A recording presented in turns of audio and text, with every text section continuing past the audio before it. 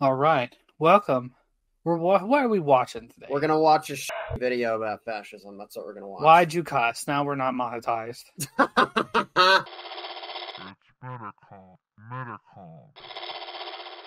If you'd like to help support the channel and get some great perks while you're at it, consider becoming a patron. Are you considered to become Patreon and get some great perks? No.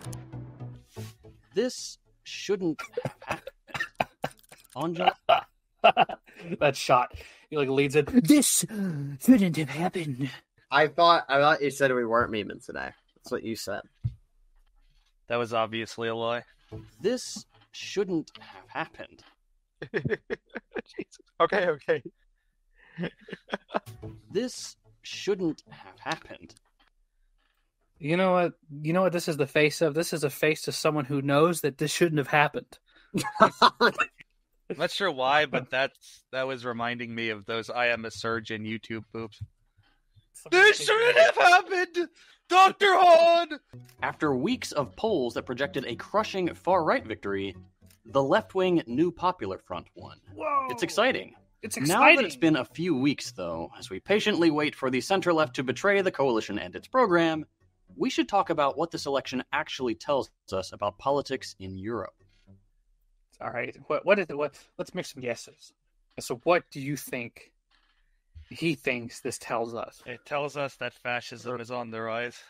Either fascism is on the rise because he's probably going to define fascism as when you support socialist stuff, but you're not like an ML or something.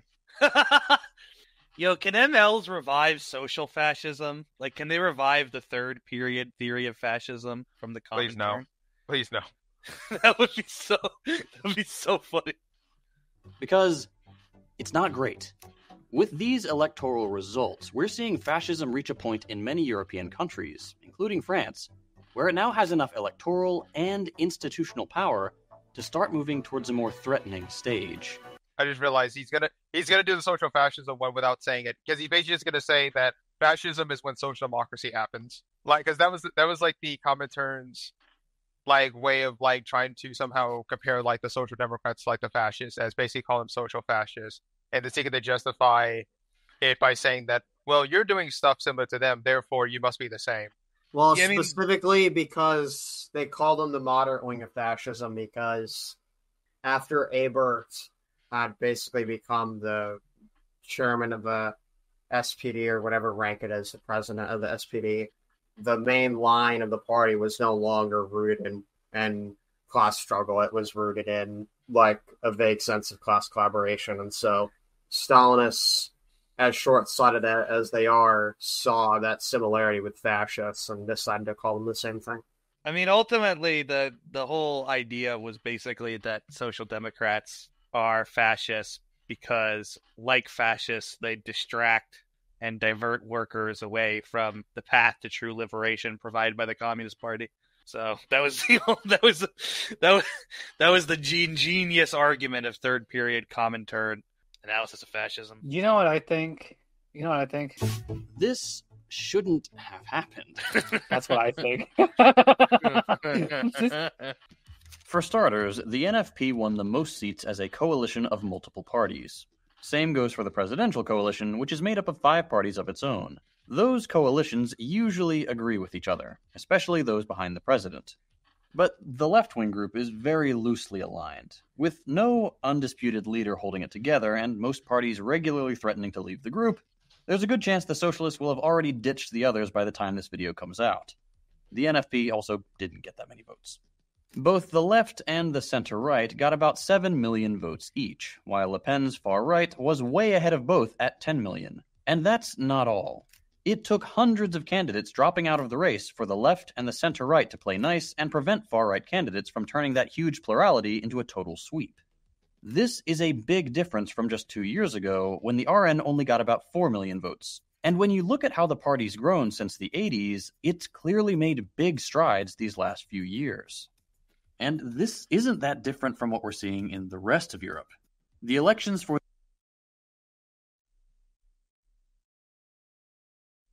No, don't do it. No, we already made the joke. We already made this. This shouldn't have happened. God.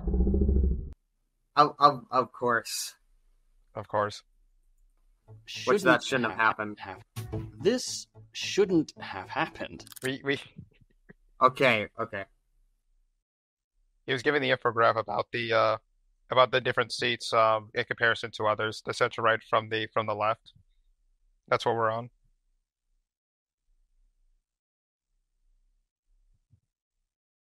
A little bit back. A little bit to right.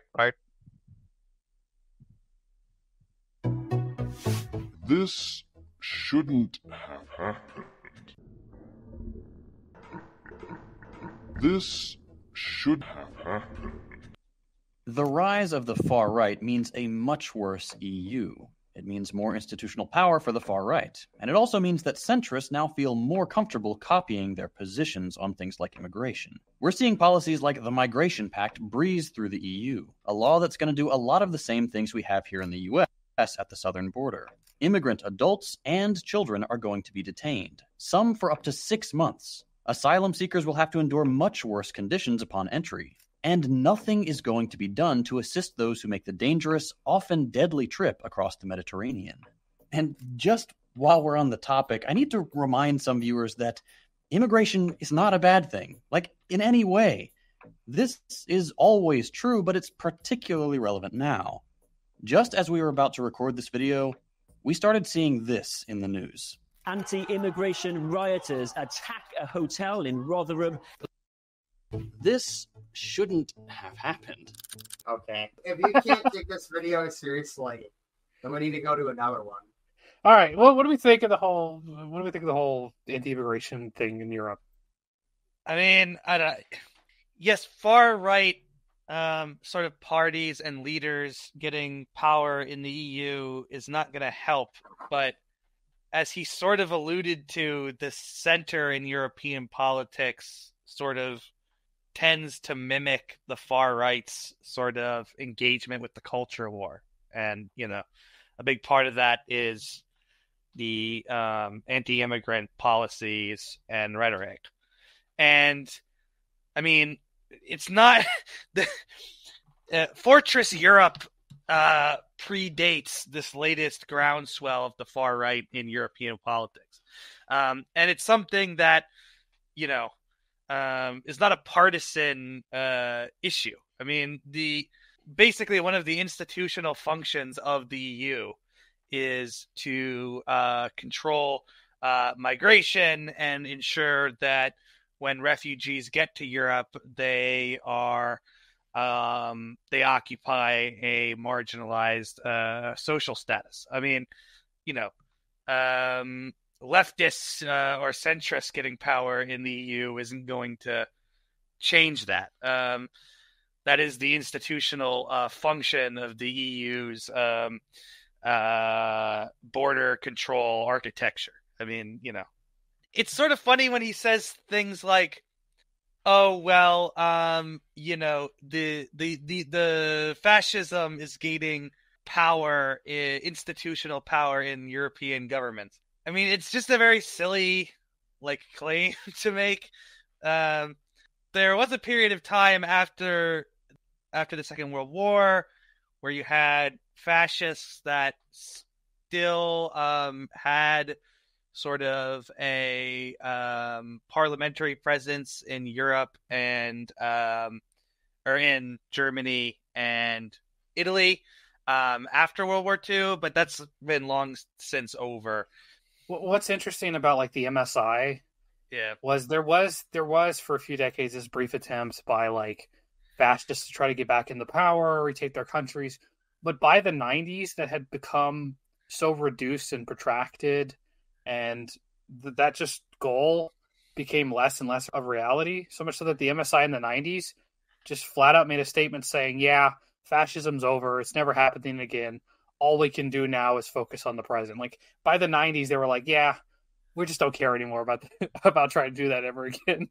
Well, so because of that, the fascism is completely unimportant with regards to the halls of political power in today's day and age. Pretty much nobody with any power or who is anywhere close to power has anything to do with fascism at the stage. At best, if you look among the supporters of some far right parties, you'll find fascists, but that's at best.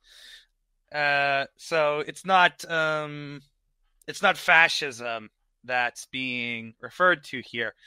It's what you might call right-wing populism, conservative populism. Basically, the idea is that, sort of progressive values are being imposed on various national societies by cosmopolitan elites who are allowing countries to be overrun with migrants. And, there needs to be a sort of political force of the people to put their nation first, and the cosmopolitan elites need to be sort of overthrown. That's basically the idea that you get with a lot of these far right parties and politicians that you see around the world today, whether it's Trumpism in the United States or, the National Rally in France, which is actually sort of moderated it, in terms of its the pitch. Yeah. I mean, the pitch is funny, right? Because it's like, okay, with right populism, it focuses on nativism. I think its real goal is it wants to have like an ethnocracy where the constitutional nation state only respects like the natural rights of a specific ethnic group. And it wants to rehomogenize the nation state to represent that ethnic group and get them in the power. But in trying to do all this, it has to constantly make concessions and deferences to the existing system. And it ends up reducing itself in most instances to coalitioning with like the center-right party, which will, they'll also make plays toward the electorate that the right populists are making, but they'll make a better pitch. They'll be like, yeah, we'll also restrict immigration, but at the same time, we're pragmatic, we're more realistic, we're not, we don't have any of this idea of like trying to make an ethnocracy or anything. You're going to get security and stability, but we'll also be a little bit harder on immigration, because they're really making a counter pitch to the right populists, even if they're coalitioning. And that counter pitch, I think, tends to be a lot stronger, especially after a few election cycles where the right populists don't get to actually push a lot of their harder legislation, and they start to become viewed as these sort of ridiculous people who aren't really providing people with much, because when it comes to economics, right populists will either say, well, we'll do deregulation, which does nothing. Or maybe sometimes they'll engage in what's called welfare chauvinism, where it's like, okay, yeah, we'll have welfare, but only for this specific ethnicity. And within the 21st century, trying to make this like clear designation of this ethnicity over this ethnicity is getting harder and harder as societies get more multicultural, and they get more fine with the idea of living in multicultural societies, and people are less inclined to sort of be so focused on like, yes, the nation state needs to represent my idea of France, and they start to get more focused on like, okay, are my kids going to be able to go to school, or how am I going to get like health care, and so and I think the and again, the right populist pitch, there's a threat from the top, it's elites. And that threat at the top is allowing in the threat at the bottom, that's immigrants, is again, protects a lot of the existing order. Whereas the fascist pitch is there's a lot more going on there, where they require like the entire destabilization and destruction of the current order for a completely new one that makes no deferences to constitutional rights or the interstate system. A lot of these things that, there's a reason that actual fascist parties or fascist groups are very niche, and there was a time when fascist parties tried to emulate these populist ones, and they ended up just going nowhere. Whereas these populist parties will get a lot more votes because their ideas they're a lot more approachable and realizable, because like the nation state system used to allow ethnocracy like everywhere. Early Australia, early America, South Africa, there used to do this whole idea that nation state represents this like homogenous group of people with a homogenous set of values, and we can like restrict citizenship and everything.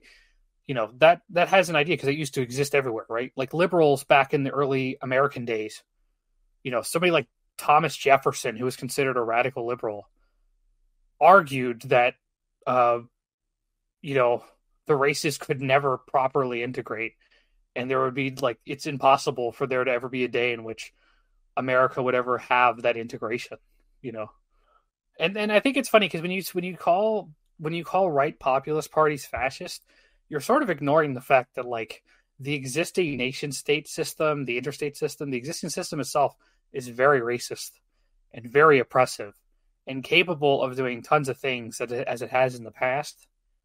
Where when you just call them fascist, you're sort of shifting it, like you're blaming right populism on a group of people who don't have any political power, when right populists get a lot of their ideas from a lot of old liberal sources, if you think about it, right? Like this idea that the Constitution only represents one group of people is a very old American idea, so much so that Native Americans were removed because of it. So this is coming under attack from a far-right mob. In early August, all across the UK, we saw far-right lynch mobs descend on mosques and hotels housing asylum seekers, setting them on fire and doing everything they could to break in. Surging on a wave of disinformation, crowds of hundreds all over the country have gathered to attack and intimidate anyone they perceive to be a foreigner. Actually, Griffin actually had an interview where he talked directly about this. So, if being remember correctly, there was a stabbing in the UK that got blamed on an immigrant, and so there's all these It was the murder of 3 young girls, and it was falsely attributed to a migrant. Right, and so you have groups of people who are rioting. Some of them from actual fascist groups, but some people who are just angry about immigration more broadly, or people taking advantage of the situation and just doing violent and just sort of crashing windows and taking stuff to take advantage of the existing chaos. Not all of the rioters are from the fascist groups, right? But they get sort of all lumped in together as this homogenous sort of force, right? They get ideologized as all of them are far right. When a lot of these people, there are those groups in there, but there are also people there who are just taking advantage of everything going on. And then there are people who are just upset about immigration more broadly doing it. Not to defend any of the people doing this, whatever, right? But, I think that these riots are not endemic of fascism on the rise. These riots are not going to result in a fascist government getting into power. This is not a March on Rome situation, which even that was also a failure if you really look at it, but it's not really comparable. The other thing is that if that is what it is, it's not going to be, it's nowhere close to being successful, right? Because what happened in response to these race riots was that essentially you had anti-racist counter-protesters basically descending on the streets, and that basically scared the race rioters off. And so the only instances in which they did show up, they actually had to be protected by the police from anti-racist counter-protesters. In other instances, they were just kind of, irrelevantly haplessly sort of trying to make their presence and their ideology felt. So basically there was an anti-racist response to the race riots that quelled the race riots and intimidated the racists. Even if it is the March on Rome, it got suffocated. If you follow this stuff, you might have heard about Patriots for Europe. It's a new group launched this summer in the EU Parliament after the far right gained a bunch of seats. And I know this isn't the point of the video. I want to talk about their website for a second, because just look at this. I just checked, and what it's a right populist thing. Yes, sovereigntist political group. Yeah, it's a right it's a right populist thing. Okay, let me skip this meme. It's just another dime for dozen anti-immigration caucus within the EU. That's it. Yes, that basically probably wants to like be more like militant and like anti-immigration, but because like I guess like they're a lot more radical in basically their pronouncement of it compared to basically the center, like that they more or less like have been marginalized in the course of politics, which is probably why that's the case. Because there's like racism is not a monolith in how it seeks to exact itself. And so when conservatives act out racism, like is going to be different from how fascists act out racism.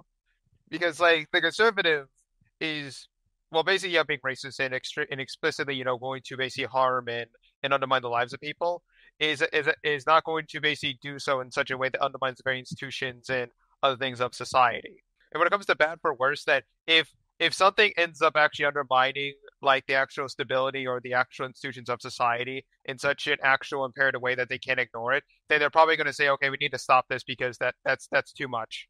Whereas like fascists are not going to care and just going to say, well, who cares? Like we're going to still keep doing it. Yeah, I mean, a lot of this is just like re-homogenizing, re-traditionalizing the nation state, and have just the constitutional framework represent a specific ethnos. Like it's not. Again, these ideas harken back to early like liberalism. They're not explicitly found in fascism. Fascism was trying to do away with a lot of the existing structures that existed and try to create this like new order, which a lot of fascists didn't even explicitly have it in like biologically determinate terms. This website is full of the far right's usual dog whistles. Reducing tax burdens for the middle class means cut taxes for the rich and leave the working class to rot. Preserving European culture and identity means no brown people, please. And of course, protecting Christian values and the traditional family model means, ew, gays. But how is this different from a lot of like liberal conservative ideals, right? Like how is this so different from just bog standard conservatism in a lot of ways? Well, because again, so far I'm just convinced that like this is nothing about the website is convinced being that it's like super far right fascism. Well, because a lot of people's perception of conservatives is like, Reagan, a Reaganite, or some person who's just like very militant about capitalism and basically your racist uncle, like whereby where he basically just says something just out of purely ignorance and whatnot, but at his heart he's still like a good person. That's what people's perception of a conservative is, especially on the left and other places. Rather than understanding that conservatives for like the longest time before fascists were even a thing were like the biggest, most horrible human beings to exist. Like, in sense of, again, like, being ones to defend ethnocracy, the ones who, were at the forefront of like things such as the Confederacy and enforcing slavery and other things that have happened throughout history that didn't directly at all involve fascists at all. And people like to think that fascism is just when you're just an illiberal conservative and a conservative that doesn't just respect liberalism at all. The thing that disappoints me about these analyses is that, so putting aside the false fascism alarm for a second, clearly the main idea here is that, the threat to minorities, right, let's say migrants, right, is a threat that's posed by the rise of these sort of unpalatable, ignorant ideas, right? Right-wing ideas, whatever, right? When the whole sort of point of leftist analysis, right, is supposed to be that you go deeper than that, right? It's supposed to be that actually, if you look deeper at the sort of social relations and institutions that make up contemporary society, those social relations and institutions are the threat to minority groups, not just people who have bad ideas, right? So, this video could have been, instead of about the supposed rise of fascism in Europe, it could have been a video about the development of Fortress Europe policies by the EU as an extension of the system of nation states and the racial division of labor of the capitalist world economy, right? But instead of talking about that, we're just talking about, okay, well, there are these people with these really bad, bigoted ideas, right? As if, it's the threat to the average refugee trying to flee Libya, for example, is not that Greek boats are going to pull their boat out to sea and leave them stranded. It's that their Marie Le Pen is going to get in power. Like it's like this complete misplacing of one's priorities as someone supposedly engaged in like a left-wing analysis of society. Anyway, go ahead. Would you say it's almost like irrespective of right populists, whether or not they're on the rise, immigrants are always going to get shafted and thrown through very tyrannical and just horrible systems that regular states have to enforce in order to prop up the idea of citizenship? Yeah, that's correct. The purpose of all this is that the framework in the lens by which you analyze these problems has consequences in the conclusions that you also formulate. Because what this tells me is that because when people do this stuff like the rise of fascism, the conclusion is not, oh, we have to actually go about basically combating the interstate system, or combating the very idea of nationhood, or a lot of these things that would actually do a lot to actually undermine fascism at its roots. But no, it's instead that we actually got to build coalitions with other kinds of groups and basically collaborate with other groups in order to stave off vote in the upcoming elections. Yes, it's nothing radical. It's just basically we just got to protect liberal society or the existing institution from falling to hands of more illiberal forces. That's basically it. Right. And it is never anything pronounced when it comes to anything like this, which is why I hate a lot of these videos. A lot of these videos just kind of defend liberalism, weirdly enough, or they think that if you just make liberal democracy super inclusive, it sort of just settles the because matter. It's focused. They're all focused on how bad right wing ideologies are degenerating liberal institutions, right? Which means that they're not critiquing the liberal institutions. They're propping them up as this sort of Garden of Eden before the right populists come along, right? I mean, Isn't Second Thought? I keep getting Second Thought and another YouTuber mixed up. Isn't Second Thought an ML? Well, I've seen him recommend that people join FRSO before, and FRSO, right? Yeah, an ML rape. Yeah. Code. So Uh-oh. Yeah, they had a scandal a while back. I remember it because I was there was a lot of talk about it on leftist groups on Facebook. But basically, a bunch of the sort of FRSO leaders got accused of sexual abuse. And then there were these really terrible campaigns by FRSO supporters and members to clear their name by saying things like, oh, this person was a feminist. They wouldn't be guilty of sexual misconduct. Wow. All these parties have rejected proposals to raise the minimum wage, have worked to increase violence at border crossings, and regularly stop LGBT people from gaining equal rights. All those things are bad. Unlike liberals, unlike liberals who tried to prevent the legalization of marriage, called it a domestic partnership, and not until 2015 in America did the Democrat Party get more and more open about supporting gay marriage. Let's forget all that. That.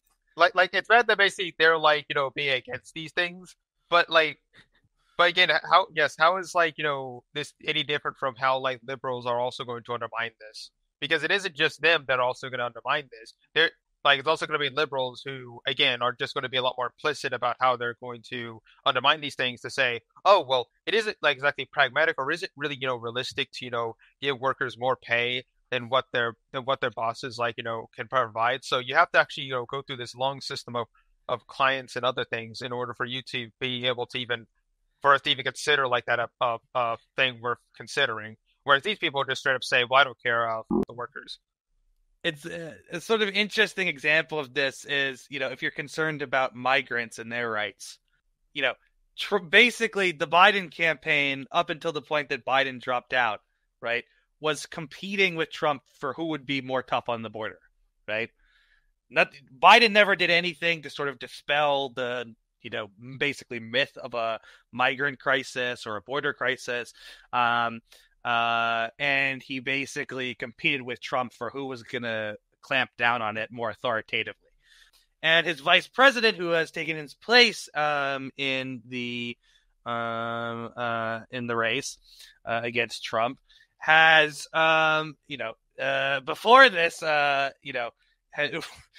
sort of infamously failed to deal with any of the problems at the border, despite the fact that she was supposed to be handling it as Biden's vice president, and basically told migrants publicly not to come. But now that she's taken Biden's place, she has continued Biden's strategy of basically agreeing with Trump and the Republicans that there's some migrant crisis that needs to be controlled, and saying that she's going to control it. All right. I don't want to second thought it up all day, so we're going to go ahead and skip ahead. We're going to get to the juicy bit. I see that Nazi Germany is referenced in here, so let's get to that. Oh my God, no! No! No! No! It's worse. No! This shouldn't have happened. This shouldn't have happened. Wait, wait, hold on. Let me see 13 before. Selective populism, the absence of individual rights. That would be. You think that'd be too? You think contempt for the weak and populist elitism would count as two different things and not just one? When you read Echo's essay, he literally says, "This is not a definition. I do not recognize the concept of generic types." Is essentially what he says. And when you look at the list, he's compacting multiple different things into one spot. And he's like, okay, I don't know what fascism is. There's not a concept of fascism that exists. But if you get a bunch of these things I've listed off randomly together, maybe you got fascism. I don't know. Yeah, maybe. Well, that's not so easy to answer. There are tons of different definitions of fascism. Umberto Eco is 14 points in fascism. Umberto Eco is not it's explicitly not a definition. So shush. Shut up. That's not how this works. No! God, no! No, Jason Stanley, okay? Stop it. Just keep going. We're gonna say all the shit. Robert Paxton's definition in The Anatomy of No, Paxton, no. Fascism. And if you followed this channel for a while, you've probably heard me use Roger Griffin's definition from The Nature of Fascism. Yeah, but you hold on. Unpack it. You've never been good at unpacking it. Wait, hold on. Let me read that. Palingenetic meaning a belief in a desire for the violent rebirth of the nation to overcome periods of decay. An alternation meaning an overwhelming loyalty to a perverted vision of one's country, often laced with bigotry and racism. That's not palingenetic. Palingenesis means rebirth or the creation of something new. That's it. Okay. Alternationalism, essentially a collection of ethnocentrisms, and can often mean a generic term for illiberal nationalism. Okay, in Griffin's definition, these terms, when put together, have explicit meanings. They're a synthesis. It's not a list. Okay, Palin Ultra effectively means this idea, and palingenesis again also means revolutionary explicitly for Griffin. So it's the idea that you have this national essence that has been withering away due to a collection of forces, and that it needs to be rebirthed in a completely new form, right? And that you need to mobilize, because populism is a big part of it, those deemed healthy and organic members to then create this new order. It's not like a type of nationalism that's merely, I have an overwhelming loyalty to my country, which most countries, there's loyalty to shush. He's also making the mistake of thinking that palingenetic ultranationalism is the definition. That's just the definition. Don't ever tell anybody what the full thing is. You've got to do the shortened version. Yes, Griffin for the book, after he gives the full definition, uses Palin Ultra as a shorthand. But the full definition is fascism as a form of political ideology whose mythic core and its various permutations is a palingenetic form of populist ultranationalism. That's the full definition. And the reason why he even uses the word palingenetic because someone would ask, well, why does he use the word palindromic instead of revolutionaries? Because it's meant to explain how the fascist like deals with basically the past, present, and future in accordance to basically more or less moving forward to take into account like other facets of fascism when dealing with like how they want to go about radically changing society. That's the reason why the term palindromic is there instead of just revolutionary. Bing has a playlist, link below. I don't want to go too much. I've had to explain this definition 50 times. Okay, like it's a beautiful machination that no one understands, because Bing's actually read Griffin, and these people have not. Of all these definitions, I think Robert Paxton's is one of the clearest. Oh, it's not. Paxton, It's not. Get some help. Be quiet. Go away. Paxton sucks. Stop selling me Paxton. I don't want Paxton today. Okay. Stop it. Like it's just a cobbled together muddle of terms. A form of political behavior. Shush, stop it. You've already lost the plot. With community decline. Okay. Mass-based party, so the groupsicalization of fascism in the post-war. Throw that out. A lot of ethno-pluralists don't even care about parties. Throw that out. Okay. Working in uneasy but effective collaboration with traditional elites. That's a condition that falls out of attempting to do the core, right? Like that's not a part of the definition. This is one of those definitions where like they just like take like a bunch of different features of interwar fascism and they say, oh yes, this is what fascism is. Yes. Paxton's definition is plagued with interwar crap. Yeah, and it just doesn't help. And the horror of this is that when you actually deal with fascists after World War II, and don't just merely think of Mussolini and Hitler when describing all this, that a lot of them have basically changed their entire strategy in their way of actually forward, or just have their own entirely new basis as to actually how they understand their own belief system, to where a lot of them won't sound like any of this and actually would probably reject most of this. And most people would say, well, these people are not fascists because they're not saying this stuff. So if you look at someone like Alexander Dugin or Alain Benoit, I forgot how to pronounce his name, just Benoit. I think it's like Alain de Benoit, I think. Alain de Benoit, it's very French. Then they would more or less like say things that to most people would not come across as fascist, but if you actually understand how they got their beliefs from and how they sought to formulate it, are very riddled with fascist influence and are fascist in themselves. Fascism, a very flexible ideology. At its core, there's not much more to it than things used to be better. Don't ask me when or why, it just was. Please stop. Stop doing this. Please. I have to listen. Okay. Everybody imagines the past. It's called a memory. Please shut up. Everybody is imagining the past. It's called a memory. Everybody idealizes the past. We have a term for it. It's called nostalgia. Okay? Nostalgia is fascism. Please stop this. The fascism is not merely, I like the past. It's very cool. It's the past has archetypes of evidence of this eternal national essence that I want to reconnect with to create a we're not going back in time. Why would fascists have literally wrote about how it'd be silly if they went back in time because then the degenerate forces would just start back up again. And also how much they hate conservatives. Talked about this. They conservatives are also developing the outgrowths and forms of the collections of inheritances in society, right? Liberals are trying to sort of keep up contractual upkeep, try to fix the social contract, try to renew it, But all of them will say, I like the past, right? Like liberals will bring up the French Revolution and be like, this is cool. This has evidence of man's inner essence toward natural rights or whatever. And then conservatives will look at whatever of their nation's past and say, this is proof of the inheritances we have to conserve. Like just no more thinking fascism is when you have a memory. Okay. Stop it. Or at least in this guy's case, we used to have major social systems that actually most provided for people and other stuff. Now we exist in this neoliberal era whereby there's just rampant capitalism than ever before. We used to have we used to have existing socialism, and now we have neoliberalism. Ooh. the fault of those lesser people that everything sucks now.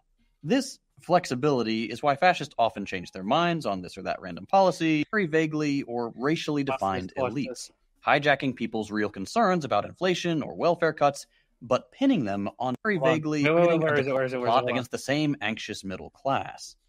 It's also why every fascist project has some version of a weak anti-capitalist message targeting a declining middle class. We gotta sneak in the what is it? Why did he like? So he did the like. It's like imitation. It's I can't believe it's not social. If what he's saying is true, then yeah, Bernie Sanders a fascist. Okay, awesome. Well, but so declining middle class. He's doing like fascism is just when I can't believe it's not socialism, and also like and fascism is middle class. The middle class myth has been disproven by several people in the last few decades, when they've got hold of actual archives. During the Third Reich and stuff, the middle class was overrepresented, and so people thought, oh, fascism is the party of middle classes or whatever. But if you actually look at the statistics and stuff, they had large middle class sections and everything. They were cross class and pretty explicit about that desire. It wasn't merely this, we got to defend the petty bourgeois. Ooh, I look back in time. Ooh, small businesses. I want more small businesses. Ooh. All right, I don't want to. Does it matter? Like, it's just tropes.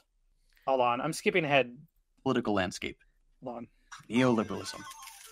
Around the 80s and 90s, both the so-called left and the right adopted basically the same economic program: growth at any cost. Every politician beautifully followed the same plan: sell off government assets to private companies, cut welfare, fight unions, increase free trade. What does this have to do with fascism?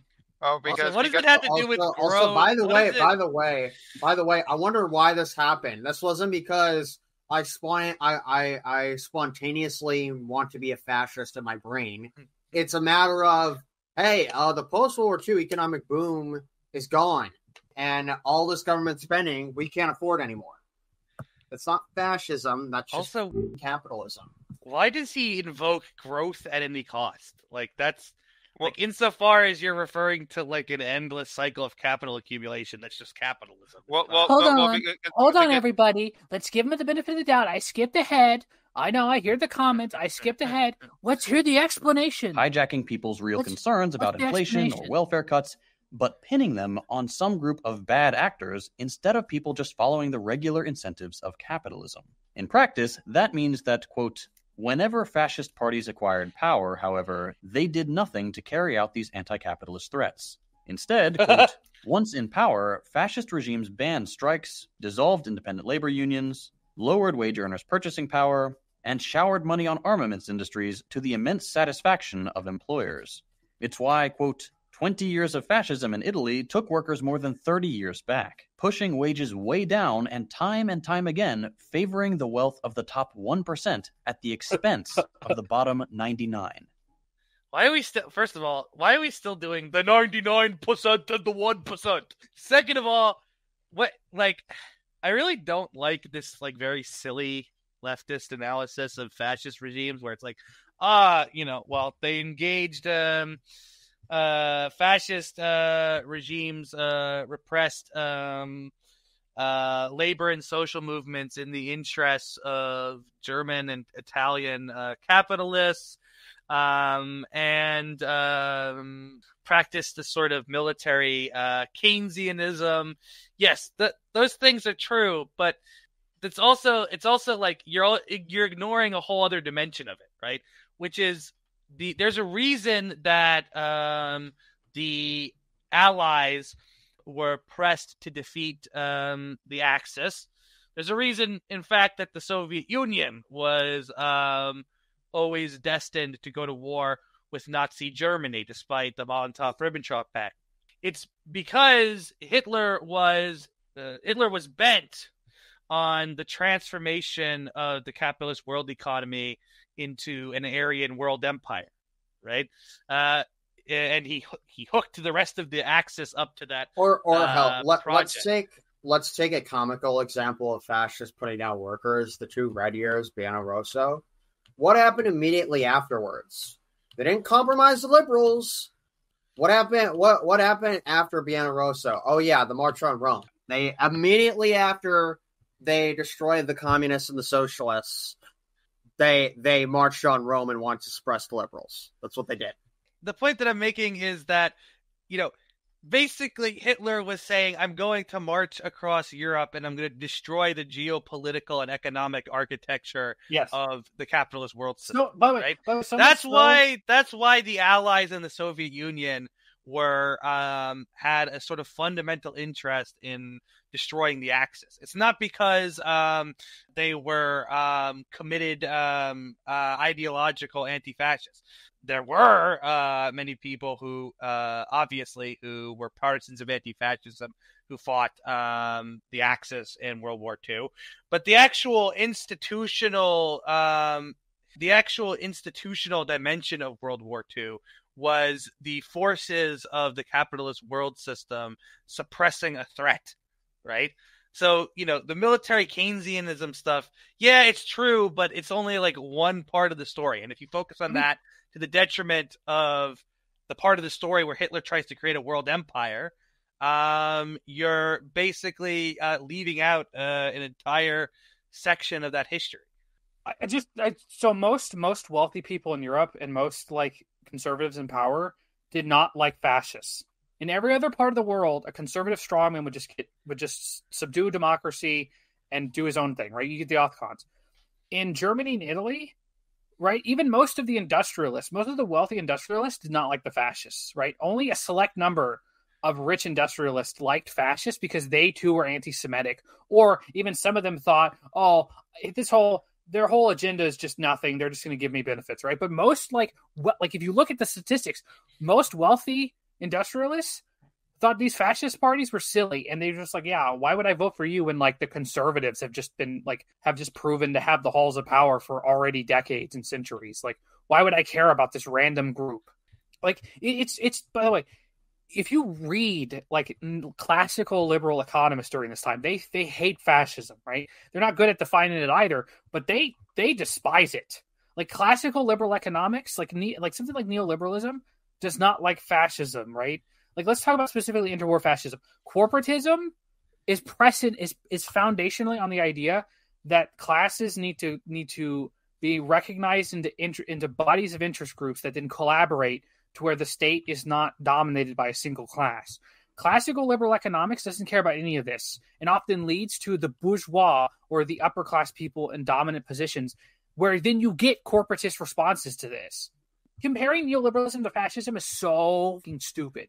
Well, that was part of the point of Hayek's famous work, The Road to Serfdom. So he associated Italian and German fascism with Stalinism, and he associated those two things with the bureaucratic welfare state in the West, right? And he saw them all as part of this trend towards this enslavement of mankind as a result of the replacing market forces with state planning. I get it, right? They suppressed. Okay, so first off, Fascist Italy and Nazi Germany wanted the state to have control over employee and employer relationships through recognized bodies, right? Which meant that there was a recognized union. So if you formed an independent union, you were going to get crushed, right? Or if you were part of the union and you wanted to do socialism or something against the program, you were crushed. Right? They didn't merely crush unions because, unions, man, I don't want socialism, I'm going to get rid of union. Not all unions were socialists, by the way. And there were fascists who were committed to the idea of having this specific kind of controlled union that they could levy, right? Now, was it bad? Did they oppress workers? Duh.